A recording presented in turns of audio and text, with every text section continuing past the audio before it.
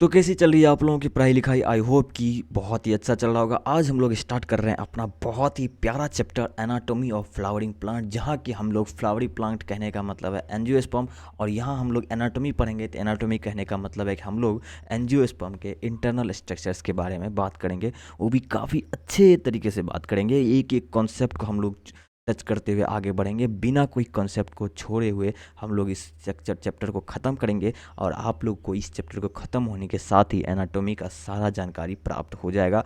आज के बाद आप ये नहीं कहोगे कि सर या भैया हमें इस चैप्टर के बारे में ये नहीं पता है, वो नहीं पता है। जब भी क्वेश्चन आएगा आप डायरेक्ट टिक करके आओगे। तो चलिए हमारे साथ स्टार्ट कीजिए एनाटॉमी ऑफ फ्लावरिंग प्लांट। ठीक है, तो इस चैप्टर में हम लोग सबसे पहले जो अपना देखना स्टार्ट करेंगे, सबसे पहले हम लोग क्या करेंगे, एनाटॉमी हम लोग बोलते किसको हैं ये चीज़ देखेंगे। तो हम लोग इंटरनल स्ट्रक्चर के स्टडी को हम लोग क्या बोलते हैं, एनाटॉमी बोल देते हैं। समय बीतता गया, अच्छे अच्छे माइक्रोस्कोप वगैरह का डेवलपमेंट होता गया, अच्छा सेक्शन कटिंग मेथड डेवलप होते गया, साइंटिस्ट को स्टडी करने में और भी ज़्यादा आसानी होता गया। ठीक है, तो साइंटिस्ट अपना इंटरनल स्टडी पर भी अपना स्टडी करना शुरू कर दिए, खोज करना शुरू कर दिए, लोगों को बताना शुरू कर दिए। ठीक है, तो प्लांट्स के पास कैसा लेवल ऑफ ऑर्गेनाइजेशन होता है, जब आप बायोलॉजिकल क्लासिफिकेशन आप पढ़ के आए होगे, इस चैनल पर भी अपलोडेड है। वीडियो का लिंक आपको डिस्क्रिप्शन में, पूरा प्लेलिस्ट का लिंक आपको डिस्क्रिप्शन में दिया हुआ है। आपको जा करके बस 5 से 10 मिनट की वीडियो रहती है, उसको ख़त्म करनी है, आपका कॉन्सेप्ट चमक जाएगा। प्लांट्स के पास होता है ऑर्गन लेवल का ऑर्गेनाइजेशन। अब ऑर्गन में हम लोग क्या यहाँ पे देखते हैं कि रूट जो है, स्टेम जो है और लीफ जो है, ये प्लांट का कैसा ऑर्गन है, वेजिटेटिव ऑर्गन है। जबकि फ्लावर जो है ये कैसा ऑर्गन है, रिप्रोडक्टिव ऑर्गन है। आप लोगों के मन में कन्फ्यूजन रहेगा कि आप प्लांट में तो फ्रूट और सीड भी होता है, ठीक है, वो भी तो दिखता है वहाँ पे हमें, तो ये इसको आप लोग ऑर्गन क्यों नहीं मान रहे हो। तो स्टूडेंट्स, इसको हम लोग ऑर्गन इसलिए नहीं मान रहे हैं क्योंकि फ्रूट और सीड जो है ये खुद फ्लावर का क्या है, मैच्योर पार्ट है। ठीक है, फ्लावर मैच्योर होने के बाद फूड और सीड में क्या हो रहा है, डेवलप हो रहा है। तो आप जब देखोगे तो जो अपना फ्लावर में आपको ओवरी आपको दिख रहा है, वो मैच्योर होकर बनता है फ्रूट, और ओवरी के अंदर जो प्रेजेंट है अपना ओव्यूल, वो मैच्योर होकर बनता है सीड। आई होप कि यहाँ तक सारा चीज़ क्लियर होगा। आप लोग स्क्रीनशॉट ले लो या फिर वीडियो को पॉज करके आप लोग इसको पहले नोट्स बना लो। जब आपके पास प्रॉपर नोट्स रहेगी तो आप लोग को रिवाइज करने में भी काफ़ी ज़्यादा आसानी होगी। अब हम लोग बात करते हैं, हम लोग इस चैप्टर में पूरा किस पे बात करने वाले हैं, टिश्यू के बारे में स्टडी करने वाले हैं कि टिश्यू कब तक डिवाइड कर रहा है या नहीं कर रहा है तो लाइफ टाइम कर रहा है या शॉर्ट पीरियड के लिए। ठीक है, टिश्यू जो है अपने आप में क्या होता है, टिश्यू कहाँ मिलता है। ठीक है, टिश्यू जो अभी हम लोग पढ़ रहे हैं ये अभी बना है या फिर प्लांट के पास बचपन से ही पड़ा हुआ है। ठीक है, और ये टिश्यू क्या क्या करा रहा है, ओडी एक्सिस बनाता है या नॉन ओडी एक्सिस बनाता है, अगर ओडी एक्सिस बनाता है तो कैसे बनाता है, ये सारी चीज़ हम लोग इस पूरे चैप्टर में हम लोग यही चीज़ डिस्कस करने वाले हैं।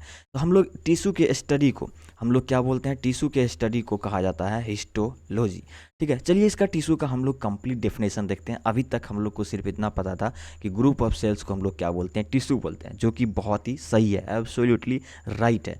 तो टिश्यू को हम लोग बोलते हैं group of sales having similar origin. उसका ओरिजिन कैसा होना चाहिए, सिमिलर ओरिजिन होना चाहिए। कहने का मतलब हो गया कि एक ही मदर सेल के, ठीक है, माइटोसिस से वो सारी लीनिएज जो आई है सेल की, उसका कहने का मतलब हो गया सिमिलर ओरिजिन। क्या मतलब हो गया, वो सेम मदर सेल से ओरिजिनेट हुआ होना चाहिए। ठीक है, ऑन्टोजेनिकली सिमिलर कहने का मतलब होगा उसका डेवलपमेंट प्रोसेस क्या होना चाहिए, सेम होना चाहिए। ठीक है, और सिमिलर हैविंग सिमिलर फंक्शन, उसका फंक्शन भी कैसा है, सिमिलर है। फंक्शन सिमिलर हो सकता है या फिर कोऑर्डिनेटेड भी हो सकता है, तो हैविंग सिमिलर फंक्शन।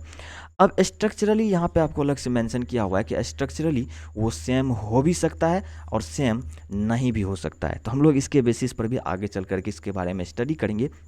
तो चलिए टिश्यू को जो है हम लोग सबसे पहले उसका डिवाइड करने के एबिलिटी पे हम लोग उसको उसके बेसिस पे हम लोग डिवाइड करते हैं। ठीक है, डिवाइड करने का एबिलिटी है कि नहीं है। अब जिसके पास डिवाइड करने का एबिलिटी है वो हमारा कहलाता है मेरिस्टेम्स यानी मेरिस्टेमेटिक सेल, और जो अपना डिवाइड करने का एबिलिटी लूज कर दिया है वो सेल साइकिल के जीवन को एग्जिट करके जी0 स्टेज में चला गया, यानी कि क्विसेंट स्टेज में एंटर कर चुका है, उसको हम लोग बोलते हैं परमानेंट टिश्यू। ठीक है, मेरिस्टेमेटिक टिश्यू या फिर परमानेंट टिश्यू। ठीक है। अब हम लोग मेरिस्टेमेटिक टिश्यू को टाइम ऑफ फॉर्मेशन के बेसिस पर अगर हम लोग डिवाइड करें, तो जो प्लांट के पास स्टार्टिंग से ही है, जब से उसके पास जाइगोट है तब से ही अगर प्रेजेंट है वो मेरिस्टेम, तो ऐसे मेरिस्टेम को हम लोग बोलेंगे प्राइमरी मेरिस्टेम, यानी प्राइमरी टिश्यू यहाँ पर हम लोग बोल रहे हैं। और प्राइमरी वर्ड के लिए हम लोग यूज करते हैं एक लिख करके यहाँ पर साइड में आपको डिग्री का सिंबल देते हैं, जिससे हम लोग समझ जाएंगे कि ये प्राइमरी है, ठीक है। और जो प्लांट के डेवलपमेंट होने के बाद में ज़रूरत के हिसाब से इसको डेवलप किया गया हो, ऐसे मेरिस्टेम को हम लोग बोलेंगे सेकेंडरी मेरिस्टेम। यहाँ तक क्लियर है। और फिर हम लोग मेरिस्टेम को लोकेशन के बेसिस पे देखेंगे, तो आपको यहाँ पे 3 चीज़ हम लोग को पढ़ना है, वो है एपिकल मेरिस्टेम, फिर है आपको इंटरकैलरी मेरिस्टेम, और फिर है अपना लेटरल मेरिस्टेम, ठीक है। इतना चीज़ हम लोग को समझ में आ गया है, ये सब चीज़ हम लोग पढ़ने वाले हैं, आगे डिटेल्स में पढ़ने वाले हैं। अब हम लोग क्या करते हैं, अब हम लोग डिवाइड करते हैं परमानेंट टिश्यू का हम लोग टाइप्स देखते हैं, ठीक है। किसके बेसिस पे, स्ट्रक्चर के बेसिस पे। उसका स्ट्रक्चर सेम हो भी सकता है, सेम नहीं भी हो सकता है। सेम होगा तो इसको हम लोग बोलेंगे सिंपल परमानेंट टिश्यू, अगर स्ट्रक्चर डिफरेंट होगा तो इसको हम लोग बोलेंगे कॉम्प्लेक्स परमानेंट टिश्यू। और सिंपल परमानेंट टिश्यू में कौन कौन आता है, पैरेन्काइमा पढ़ेंगे हम लोग, कोलेनकाइमा, स्क्लेरेन्काइमा, ठीक है।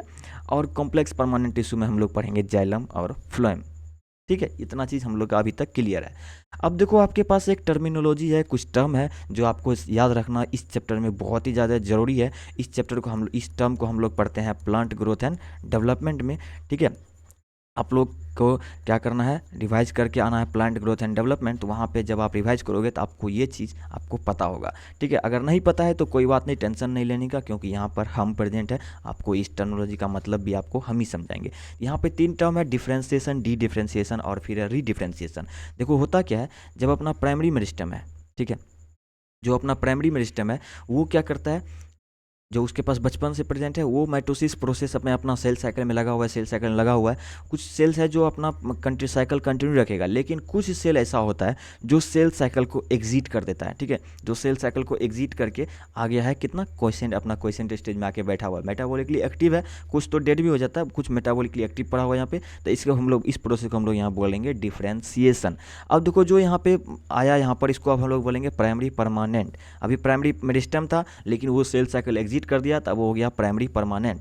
अब यही प्राइमरी परमानेंट जो है सेल के प्लांट के नीडेड के हिसाब से इसको फिर से रिकॉल कर लिया जाएगा, ठीक है। सिग्नल पास किया जाएगा इसके पास, और इसको फिर से बोला जाएगा कि आप लोग फिर से री एंटर करो साइकिल में, आपकी ज़रूरत वहाँ पे आ गई है तो आप लोग री एंटर करो। ये फिर से री एंटर करेगा, तो इसको हम लोग बोलेंगे डी डिफ्रेंसिएशन। अब जो फिर से ही री एंटर करेगा उसके लिए हम लोग वर्ड यूज करते हैं सेकेंडरी। जो चीज़ पहले हो रहा है, हो गया था, वो चीज़ प्राइमरी, और जो बाद में हो रहा है इसको हम लोग बोलेंगे सेकेंडरी। यहाँ पे अपना प्राइमरी मेरिस्टेम है और यहाँ पे अपना फॉर्म हो गया सेकेंडरी मेरिस्टेम। अब फिर क्या करेगा, ये सेकेंडरी मेरिस्टेम अगर मेरिस्टेम है तो इसके पास अब क्या हो गया, इस सेल के पास से डिवाइड करने का एबिलिटी आ गया। अब ये माइटोसिस करता जाएगा, साइकिल में अपना रन कर रहा है। इसमें से अब कुछ सेल है जो क्या करेगा, फिर से साइकिल को एग्जिट कर देगा। फिर से साइकिल एग्जिट करने के लिए फिर से वर्ड के लिए हम लोग यहाँ वर्ड यूज करते हैं री।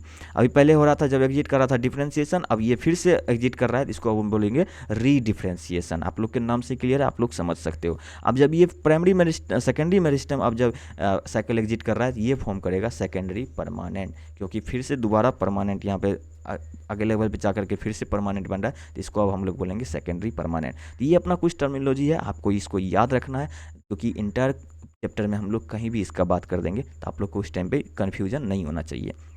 चलिए फिर हम लोग आगे कुछ टर्म वगैरह है जो हम लोग देख लेते हैं, जो हम लोग के लिए काफ़ी ज़्यादा बेनिफिशियल है। तो ये रहा अपना मेरिस्टेम का टर्म। तो इसको हम लोग क्या करेंगे, नेक्स्ट क्लास से कंटिन्यू करेंगे, क्योंकि अगर वीडियो की लेंथ काफ़ी ज़्यादा हो जाएगी तो फिर आप लोग को समझने में भी दिक्कत होगी, और इतना सारा कॉन्सेप्ट एक बार में याद रखना काफ़ी स्टूडेंट्स को दिक्कत होती है, ठीक है। तो मेरिस्टेम हम लोग कंटिन्यू करेंगे, मेरिस्टेम से कंटिन्यू करेंगे, जहाँ हम लोग प्राइमरी मेरिस्टेम भी अच्छे से देखेंगे, ठीक है। फिर इसका एपिकल मेरिस्टेम हम लोग देखेंगे, इंटरकैलरी मेरिस्टेम क्या होता है वो भी देखेंगे, और फेसिकुलर कैम्बियम क्या होता है हम लोग ये भी देखेंगे। आगे चल करके, अभी तक ये तो हमारा मेरिस्टेम का हो गया कंप्लीट। यहाँ पे आगे चल करके हम लोग साथ में परमानेंट टिश्यू भी क्या होता है इसके बारे में भी थोड़ा सा डिटेल्स में बात करेंगे, ठीक है। इसके बारे में हम लोग डिटेल्स बात करेंगे। तो चलिए हम लोग नेक्स्ट क्लास का वेट करते हैं, तब तक यहाँ तक आप लोग क्या करो, वीडियो को बैक कर लो, पॉज कर लो, जैसे भी करके आप लोग क्या करो, नोट्स कंप्लीट करो। नोट्स कंप्लीट करने से क्या होगा कि आपका तैयारी और भी ज़्यादा अच्छे लेवल का होगा। Thank you so much, bye bye, see you. आप लोग का प्लेलिस्ट का लिंक डिस्क्रिप्शन में दिया हुआ है, वहाँ से जाकर के आप लोग अपना पूरा चैप्टर्स को अपना कंट्रोल कर सकते हो, ठीक है। Bye bye.